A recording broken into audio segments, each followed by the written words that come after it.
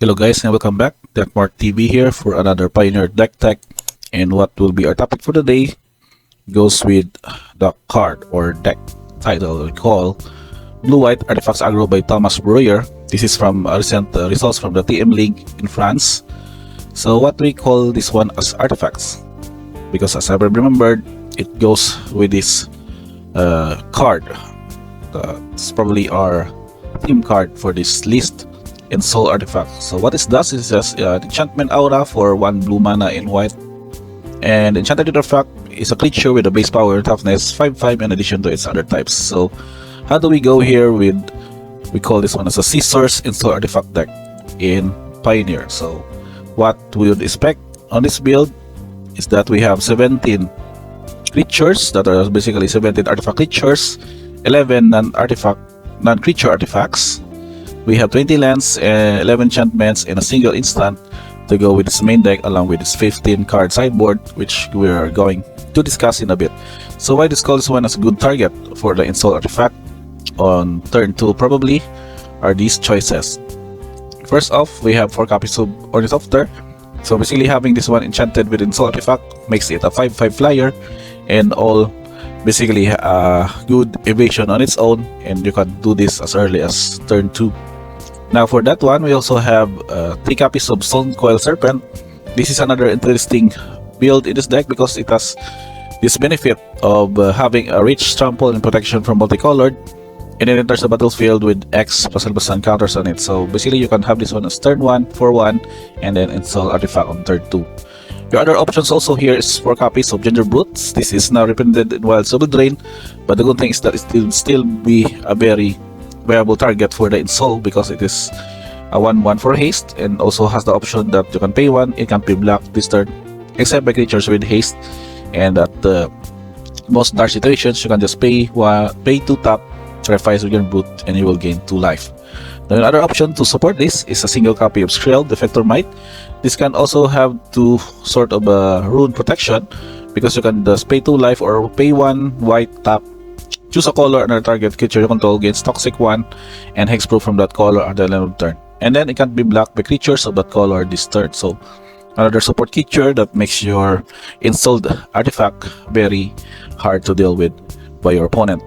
Now we also have 4 copies of Ingenious Smith. So this is from Adventures of Forgotten Realms set.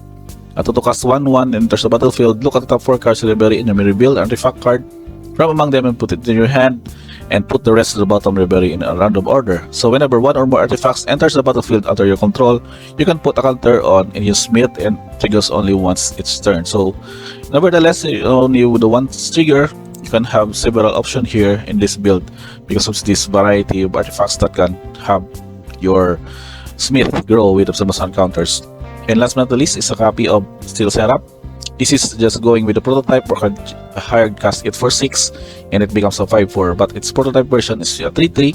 It is a flyer, and at the beginning of your combat return, you can have these various abilities triggered. For instance, you can have flying, vigilance, or lifelink until end of turn. So this is also relevant in certain situations wherein you can adjust, or you can go evasive with flying, you can go defensive with vigilance, or go with combat life damage race with lifelink on your best creature. Now for that setup with the creatures, you can then check on the artifacts while all these artifacts are chosen. As back in the standard days of the Ensoul artifact deck, Ghost Fireblade was also included, and it's also reflected here in the Pioneer version, because it's ability that can equip creature gets +2/+2, and then you can pay 3 to equip it, but its ability costs 2 less to activate if it's targeting a colorless creature.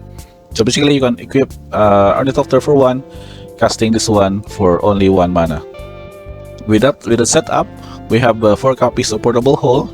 So this is only the probably the only artifact that has the way to also act as a spot removal, as in an exile target non-permanent upon it controls with mana value 2 or less, and also can become a good target of the Ensoul artifact. Also, we also have the 3 copies of Springleaf Drum. This goes to add any mana for tapping an untap creature you control, but also supposedly the main purpose would still be a good target for the Ensoul. And we also have a copy of Blackstaff Waterdeep. This is more of the legendary artifact that has be able to do some support tricks by having this one that animate walking statue wherein you can pay 1 blue and 1 tap and target non-token artifact you control becomes a 4/4 artifact creature as long as the black staff of Waterdeep remains tapped. So activation only is a sorcery, but nevertheless you would still have another good creature in the form of a 4/4 artifact creature that can attack for a chunk of damage. Now for the enchantment that is added here, aside from the Ensoul artifact, we have also considered 3 copies of All That Glitters. So this is more of the going well with the auras setup, because it gets +1 for each artifact in our enchantment you control. So given that this build would probably have a lot of artifacts, so the bonus of pump damage to your best creature would also have to benefit from this effect. Now also is 4 copies of MTG Tournaments. This is just a 2 mana cost saga enchantment, but the promo here is that you can have your target creature gets +1 for each artifact and enchantment you control until end of turn. So basically carving out with your best creature and having MTG Tournaments do the pump, a sort of another choice of damage to your creature, and having this one later on become a portrait of Michiko when it gets +1 for each artifact and enchantment you control. So basically dual combo of having a pump effect but also having a good creature later on that can also become a threat on its own. The last but not the least is a copy of Spell Pierce. This is just a pseudo 1 mana cost counter spell for a target non-creature spell unless it's control phase 2. But I think this would in a way protect your best creature as you go with casting Ensoul artifact and then countering maybe their own counter spell or their spot removal for certain scenarios.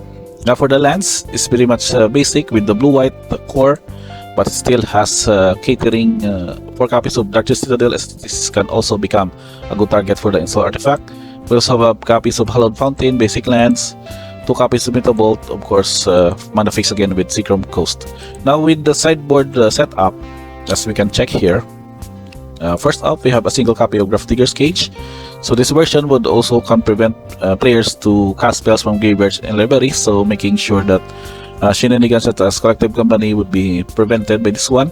We have also a copy of Shadow Spear. This is just going well with having the equipped creature +1 trample and lifelink. At the same time, you can have this one activated to have your opponent's permanents lose hexproof and indestructible until end of turn. So in certain scenarios, this can be effective, but I think this would probably have this one sideboarded in against aggro decks, especially mono red, since you would need to have more life or lifelink to stay well in the metagame in the game, and also having your best creature with lifelink would probably game ender for most of your opponents.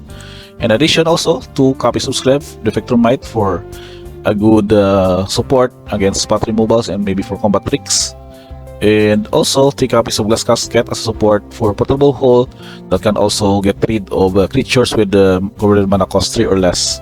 And 2 copies of Present Peace as support for graveyard shenanigans. Probably reanimation effects, some Greasefang effects can be prevented by discard.